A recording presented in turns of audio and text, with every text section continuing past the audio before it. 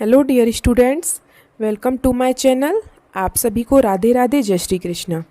बेटा, आज आपकी 8th ग्रेड अभ्यास पुस्तिका विज्ञान कक्षा 7 की क्लास होने वाली है, क्लास नंबर 7, जिसमें हमारा पाठ 4 चलेगा और उसका नाम है अम्ल, क्षार और लवण।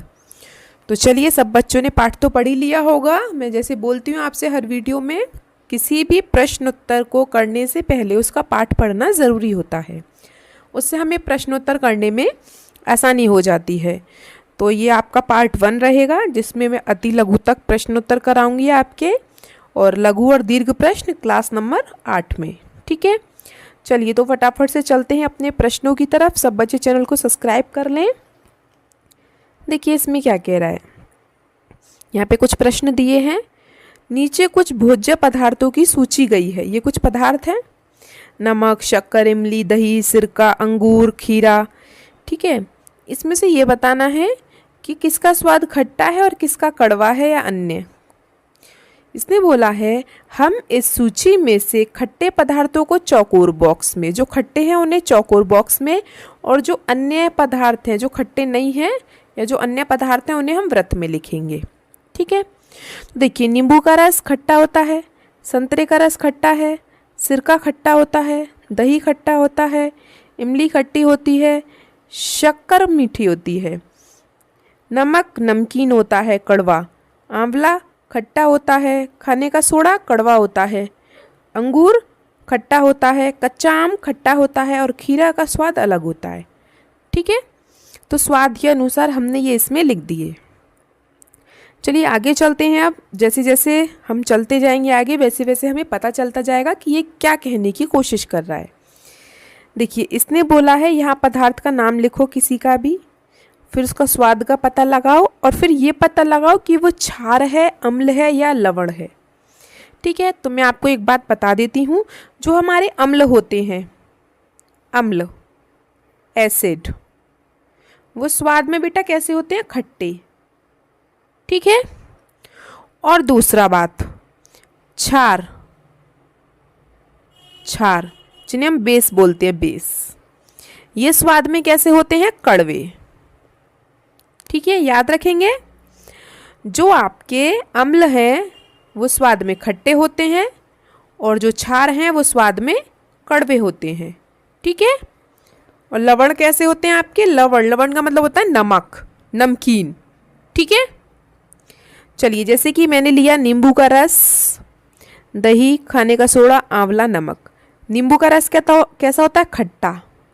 अगर ये खट्टा है तो अम्ल है। दही खट्टा होता है तो ये भी अम्ल है। खाने का सोडा कड़वा होता है तो ये क्षार है। आंवला खट्टा होता है तो ये अम्ल है। नमक नमकीन होता है तो ये लवण है। ठीक है, फिर से बता देती हूँ। जो चीज़ें खट्टी हैं उनमें अम्ल पाया जाता है, और जो चीज़ें कड़वी होती हैं उनमें क्षार पाया जाता है। ठीक है, चलिए आगे चलते हैं हम अपने सीधा प्रश्नों की तरफ। बहुविकल्पीय प्रश्न है हमारे। पहला प्रश्न देखिए, चींटी के काटने पर हमारे शरीर में वह कौन सा अम्ल छोड़ देती है? चींटी का जो डंक होता है ना, चींटी का, बिच्छू का, इनके डंक में होता है फॉर्मिक अम्ल। आपको देखा होगा आपने, जलन होती है चींटी या मधुमक्खी के काटने पर, तो इनके जो अम्ल होता है इनके डंक में, वो होता है फॉर्मिक एसिड, जिससे हमें जलन होती है। ठीक है, दूसरा, वे पदार्थ जिनका स्वाद खट्टा होता है वो कैसे होते हैं? जिनका स्वाद खट्टा है वो कैसे होते हैं? अम्लीय।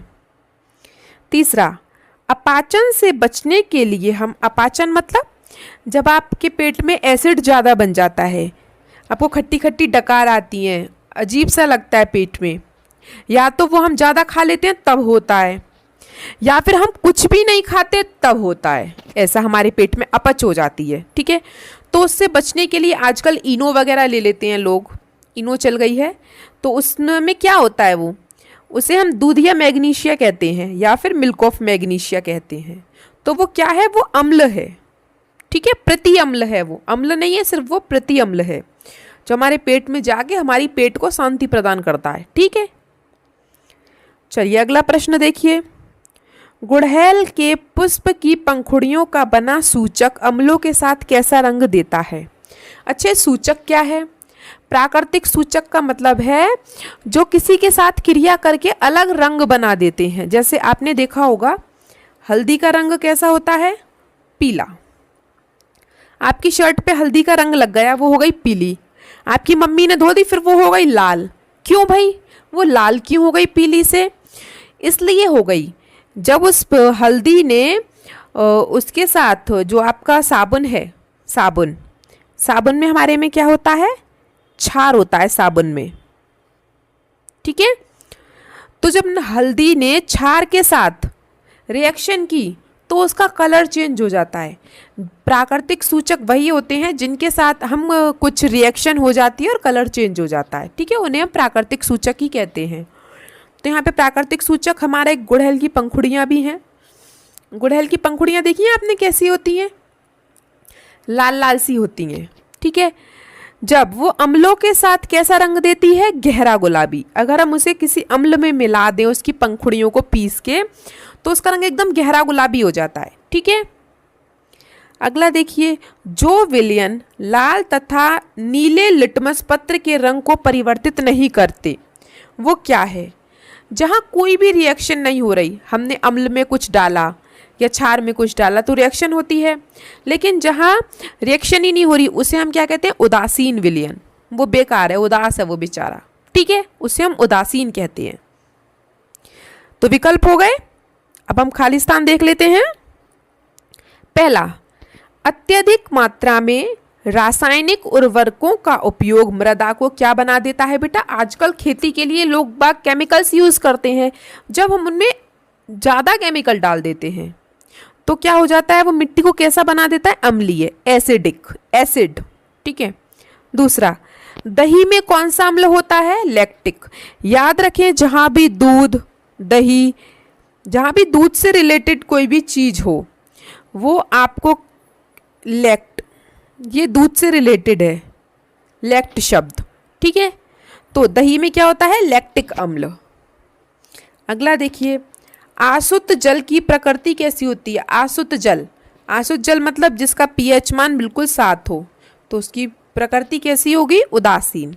अगर 7 से ज़्यादा है, 14 तक, तो क्षार होती है, और अगर 7 से कम है, 0 तक, तो अम्लीय होती है, ठीक है। और जो बिल्कुल 7 है किसी का पीएच मान, तो वो उदासीन है, ठीक है। आगे चलते हैं अगले प्रश्न पर। ऐसे पदार्थ जिनका स्वाद कसैला होता है, मतलब कड़वा, और जो स्पर्श करने पर साबुन जैसे लगते हैं, सॉफ्ट से एकदम, वो बेटा क्षार होते हैं। जैसे साबुन में भी क्षार होता है, ठीक है। अगला देखिए, अम्ल और क्षार एक दूसरे को उदासीन करके क्या बनाते हैं, लवण बनाते हैं। क्या बनाते हैं, लवण बनाते हैं, ठीक है। तो हो गए सबके खाली स्थान। अब हम चलते हैं अति लघु प्रश्नों की तरफ फटाफट से। अगर किसी को किसी भी प्रश्न में कोई भी दिक्कत परेशानी होती है तो कमेंट बॉक्स में आप मुझे लिख सकते हैं, और कमेंट बॉक्स में मुझे अपना नाम और अपने ज़िले का नाम भी ज़रूर लिखें, जिससे हमें पता चल सके आप हमारी वीडियोस कहाँ से देख रहे हैं। प्रश्न 2, सिरका और पालक में कौन कौन से अम्ल पाए जाते हैं? तो बेटा ये जो प्रश्न है ना कि सिरका में कौन सा अम्ल पाया जाता है, पालक में कौन सा है, टमाटर में कौन सा है, सेब में कौन सा अम्ल है, दूध में कौन सा है, दही में कौन सा है, तो ये जो अम्ल पाए जाते हैं इन्हें ज़रूर याद कर लें, क्योंकि इनमें से एक प्रश्न तो जरूर आना ही आना है।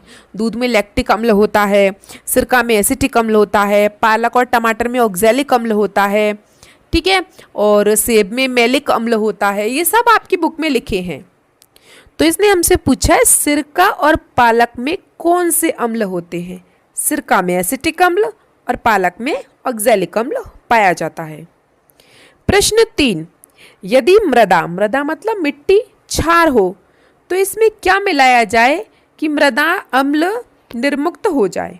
तो बेटा उसमें हम खाद मिलाएंगे, कार्बनिक पदार्थ। जैसे कि यदि मृदा क्षारकीय हो तो इसमें कार्बनिक पदार्थ मिलाएंगे, जैसे कि खाद वगैरह, जिससे अम्ल निर्मुक्त होते हैं, ठीक है। हो गए, अगले प्रश्न पर चलें। चलिए प्रश्न 4 देखिए। नीले लिटमस पत्र को एक विलयन में डुबोया गया, यह नीला ही रहा। लिटमस पत्र में कोई रंग परिवर्तन ना होने का कारण क्या है? देखो बेटा, या तो वो विलयन उदासीन है कि मतलब उसमें कोई परिवर्तन नहीं हुआ, या वो विलयन क्षारीय है। क्यों? क्योंकि जब भी हम, ये नीला ही है, देखो जब भी हम नीले लिटमस पत्र को क्षार में डालेंगे तो उसमें कोई परिवर्तन नहीं होगा। हाँ, अगर हम उसे अम्ल में डाल देंगे तो वो लाल हो जाएगा। ठीक है, अगर नीला लिटमस पत्र है तो क्षार में डालने पर उसे कोई फर्क नहीं पड़ेगा, और उदासीन विलयन से तो खैर किसी को ही कोई फर्क नहीं पड़ता। ठीक है, तो इसका यही कारण है, नीले लिटमस पत्र का रंग ना बदलने का कारण है कि विलयन या तो उदासीन है या क्षारीय है। ठीक है, नीले लिटमस पत्र का रंग तब बदलता है जब हम उसे अम्लीय विलयन में डाल देते हैं, उसका रंग लाल हो जाता है। प्रश्न 5, देखो वही क्वेश्चन आ गया हल्दी वाला, अभी बताया था मैंने। कपड़ों पर लगे हल्दी के दाग को साबुन से धोने पर वह लाल हो जाता है, क्यों भाई? कारण बताओ। तो बेटा, हल्दी एक प्राकृतिक सूचक है। जब कपड़ों पर लगे हल्दी के पीले दाग पर साबुन लगाया जाता है तो साबुन में उपस्थित क्षारीय पदार्थ हल्दी के साथ क्रिया करता है, जिससे हल्दी का रंग पीले से लाल हो जाता है। ठीक है, किसी को कोई परेशानी? चलिए प्रश्न 6, सूचक के बारे में भी मैं आपको बता चुकी हूँ कि सूचक क्या होते हैं। 2 प्राकृतिक सूचकों के नाम। सूचक वे पदार्थ होते हैं जो किसी विलयन में अम्ल या क्षार की उपस्थिति को दर्शाते हैं। ठीक है, जो बता सकते हैं कि ये अम्ल है या ये क्षार है। जैसे कि प्राकृतिक सूचक हमारे घर में हल्दी मिलती है, लिटमस है, गुड़हल के फूल की पत्तियां हैं, ये सब हमारे प्राकृतिक सूचक हैं। ठीक है, और तो फिर केमिस्ट्री की जब बड़े हो जाओगे, 9th क्लास में आ जाओगे, 9th 10th में, तब आपको लैब में ले जाया जाता है रसायन विज्ञान की, केमिस्ट्री की। वहाँ कुछ बहुत सारे प्राकृतिक की जगह केमिकल्स होते हैं जिनसे हम अम्ल क्षार का पता लगाते हैं। ठीक है, चलिए, तो अगर वीडियो जरा सी भी अच्छी लगी हो तो बेटा प्लीज़ वीडियो को लाइक ज़रूर करें, और जाने से पहले एक बार वीडियो को हाइप ज़रूर कर दें, जिससे कि ये वीडियो और बच्चे तक भी पहुंच जाएं जो इस वीडियो को ढूंढ रहे हैं। तो चलिए मिलते हैं हम आपसे अगली क्लास में, तब तक के लिए आपका दिन शुभ हो। Have a nice day and thank you.